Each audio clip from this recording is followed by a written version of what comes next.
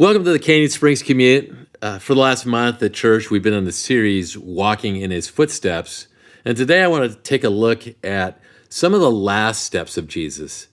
I've developed this habit over the years that coming up to an important event like Easter, I take the week before to read the event in the Bible and what it says. And I do the same thing around Christmas. Today, as we walk in Jesus' footsteps leading up to the cross, I want to read to you some of Jesus' last words to his disciples. Before we do, think about this. For 3 years leading up to this moment, Jesus has spent practically every day with these 12 guys, all day, every day. How close are these guys? I have a group of pastors that I get together with for 5 days every year. We've been doing that for the last 10 years. These guys have become some of my best friends in the whole world.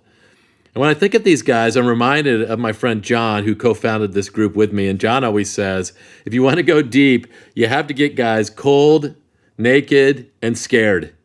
Now, I'm realizing now just how creepy that sounds when you say it out loud. Now, trust me, we get cold and we get scared, but mostly we're fully clothed. In our 10 years, there have only been a few moments of streaking. But these are my best friends. If you do the math, we've only spent 50 days together in 10 years. Jesus and his friends have spent over 1,000 days together. And trust me, they have been cold and naked and scared. They've been caught in the high seas during a storm. They've encountered hundreds of demon-possessed people. Their lives have been threatened. These guys are close. In these last moments, Jesus wants to give them some final words. In the next few moments, I want to read you some of them. And as you listen, just try to pick out a word or a phrase that hits you where you are in your commute today. John 13 happens right after Jesus rode into town for the last time on a donkey and right before he's arrested. In John 13:33, Jesus gives them their mission. And he says, "My children, I will be with you only a little longer. You'll look for me, and just as I told the Jews, so I tell you now, where I am going, you cannot come. A new command I give you, love one another. As I've loved you, so you must love one another. By this, everyone will know that you're my disciples if you love one another." Now, notice what Jesus does not say. He doesn't say you'll be known by how smart you are. He doesn't say you'll be known by the size of your church building. Here's how I want you to be known. You will love. You will love everyone, and not just your family, and not just your close friends, everyone. Earlier, Jesus calls them to love their enemies. Love the people at work. Love your next door neighbor. Love your unreasonable boss. Love your ex. I'm guessing the disciples were afraid at this point. Jesus is giving his last words, so he comforts them in chapter 14. As I read, let these words comfort you. Do not let your hearts be troubled. You believe in God, believe also in me. My Father's house has many rooms. If that were not so, would I have told you that I am going there to prepare a place for you? And if I go and prepare a place for you, I'll come back.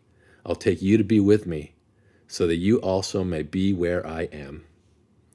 Jesus points out our ultimate hope. If we give our lives to him, we follow him, he promises us a place with him, eternity.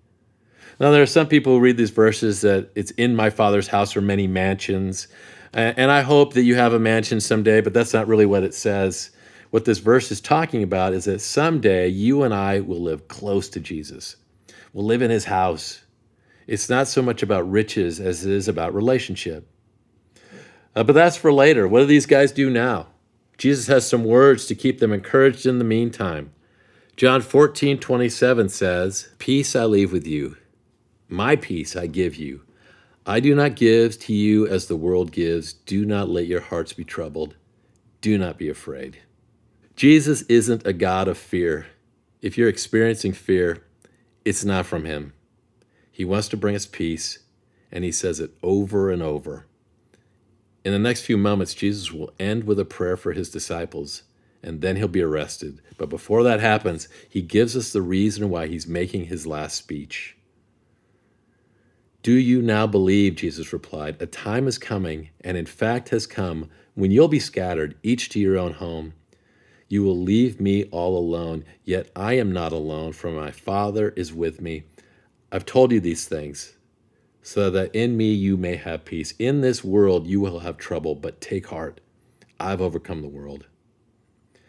Many of you have lived these verses. In your world, you have found trouble. You found lots of it. But Jesus is the overcomer.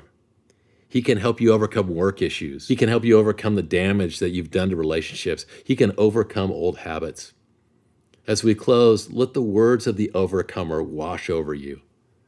I have told you these things so that in me you may have peace. In this world, you will have trouble. But take heart. I have overcome the world.